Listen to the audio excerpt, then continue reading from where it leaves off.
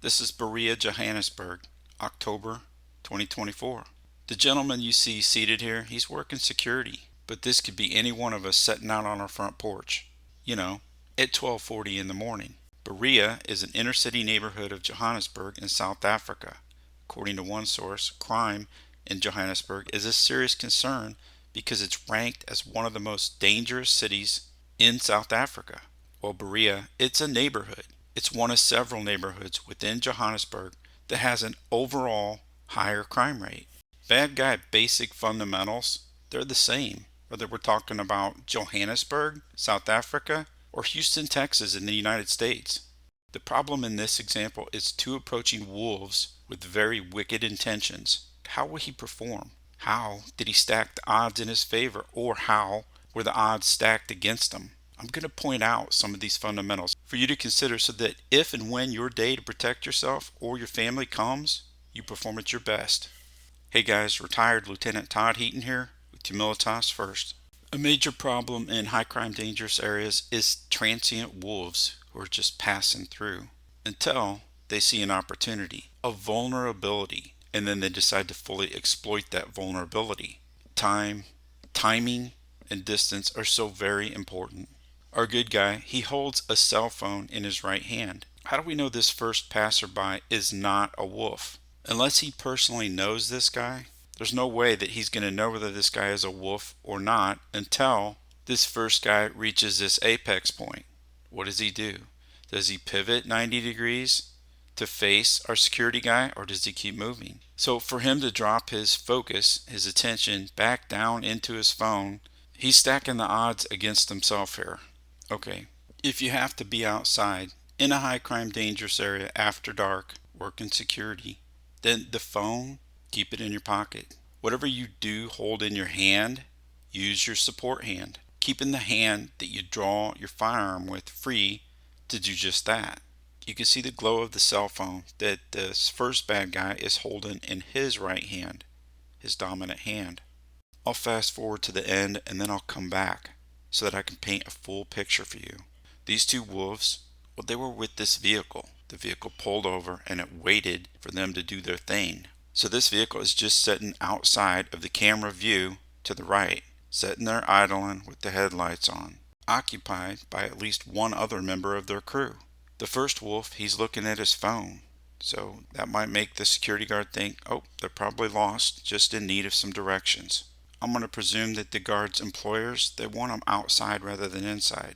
Because to be inside in a high crime dangerous area, well, that's going to offer the security guard far more opportunities to use things like strong points or points of domination, which are going to be unknown to the wolves who might decide to force entry. Security officers, generally, they're going to be expected to make their rounds. Well, what does that mean? To walk around the business, checking to make sure that there's no open doors, forced entry, or suspicious characters about to bust in. This is way too close. If either one of these guys simultaneously reach, draw, ready up, and begin shooting at this distance, they're not going to miss. The security guard, he's still seated, so he lacks mobility. It's going to be hard to move when you're seated, right? He's holding onto his phone in his right hand. If you watch closely, you'll see he puts the phone in his left hand, pulls his feet back in preparation to stand up, and appears to tell them something. Probably something like, don't come any closer. They don't listen. So now he believes he's got a major problem. All these things take milliseconds. A deadly confrontation, it unfolds in just fractions of a second. So every millisecond counts. Where do I want to be in this confrontation and why? Well, in this particular confrontation, way before we get to this point, when I see somebody that I don't know approaching on foot, and or I see a vehicle pull over and two guys get out, I'm going to choose to go make my rounds. So I'm going to be over here somewhere. I'm not going to be here. I don't want to move to my right because there's still somebody seated in that vehicle. So if this is a robbery or something worse, I don't want to be in between the two problems. I would rather be over here so that all of the problems are in front of me. I've got the problems stacked in line in front of me. So if I have to start shooting at one of these two guys, I want the whole robbery crew out in front of me. I don't want anybody behind me. You give a bad guy a deep flank or a rear ambush position, And as we'll see here in just a second, they will take it and they will fully exploit that vulnerability, and it will be the end of you and yours. When it gets this close, you have to face the threat. If you have a lot of distance, well, that's a different story. And you can move quickly to begin stacking corners against them. Okay, let's talk about some of the bad guy tactics that get employed here. It's kind of ironic because bad guys are scofflaws. They don't care about the law. They could care less about the law. They will absolutely use the fact that you do care about the law, that you do care about your job. They'll use that against you. So when you stand up suddenly and get that master grip on your firearm because you think something's about to go down, then they're going to say something to you like, "Oh man, it ain't like that. I can't even believe you're reaching for your gun. Do you see that? Do you see that? He reached for his gun." I honestly cannot tell you how many times over my career I heard some version of this. You have to ignore whatever they're saying because unjust criminal aggressors are liars and master manipulators.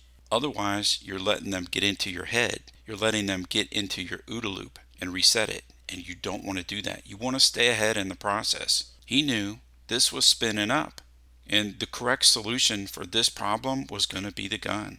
Should have stayed with it. When a potentially dangerous criminal begins accusing you of something, what that's going to translate to in your head is going to be something like, "Oh no, these guys might make a complaint against me with the business owner. I could lose my job. I don't want to lose my job." Or, "Oh no, these guys might contact the authorities. And this is 2024, and most of the world is calling evil good and calling good evil. So I could get prosecuted. I don't want to get prosecuted." They're going to manipulate the security guards so they can have their way with them. To make sure that happens, look at what number 2 does. He's going to expand distance. He's showing signs of submission. He's giving the security guy his back. That's going to give the security guard a false sense of confidence. He's going to think everything's okay. I'm going to make you feel comfortable. I want you to feel comfortable. Why? Because he wants them to become complacent. He wants them to drop his guard so that he can regain the element of surprise, as we're going to see next. What about the first bad guy? What does he do? Well, he shifts his cell phone from his dominant hand to his support hand. That's weird. Why are you doing that? Also note that this guy is right-handed. He's not a southpaw, but he's not standing in the typical fighting stance. His feet are close together. He's actually got his support leg back. They'll say things and they'll do things to gain the element of surprise. They're going to play this guy. They're going to make it look like they're going to move off in the direction that the security guard probably told them they were looking for. Simultaneously, as our security guard starts to look back to gaze over to the occupied parked idling vehicle, well, number 2, he's going to draw first. Watch for his right elbow to drop back and bend at about a 90-degree angle. That's a draw. He's drawing a gun. He's now holding a firearm in his right hand, and he's also obtained a deep flank or a rear ambush position, a blind spot. You can see he's also turned his head to look directly at the security guard, seeing the position of vulnerability that he now has over him. It's time for them to make their move. See the gun? The first bad guy, he's also going for his concealed firearm with his right hand. While our good guy's head, it snaps back and it sees things have suddenly changed for the worse, and it only took a moment of a deep flank or a blind spot for that to happen. So our good guy, he's going to go for his gun, but he's just going to get overwhelmed with the surprise of everything. There's still hesitation. You see he's got the gun in his hand, but he's not even turning to face the guy at this point. We see the first shot fired. Then we see the second shot fired. Then we see the third shot fired. Then bad guys, they do what they do. Bad guys don't stand around waiting for applause or waiting for the police to show up. Once the shooting subsides, they just grab whatever they can get. Probably this guy's gun, maybe his wallet, and they leave. They understand that once the shooting begins, there's a short clock ticking, and that clock has to do with the police response. No reason to go to prison if you don't have to, right? I wish I could give you good news here, but the bad news is the security guard was shot and he didn't make it. But there's a lot of lessons here. So learn from this so that his tragic passing is not lost in vain.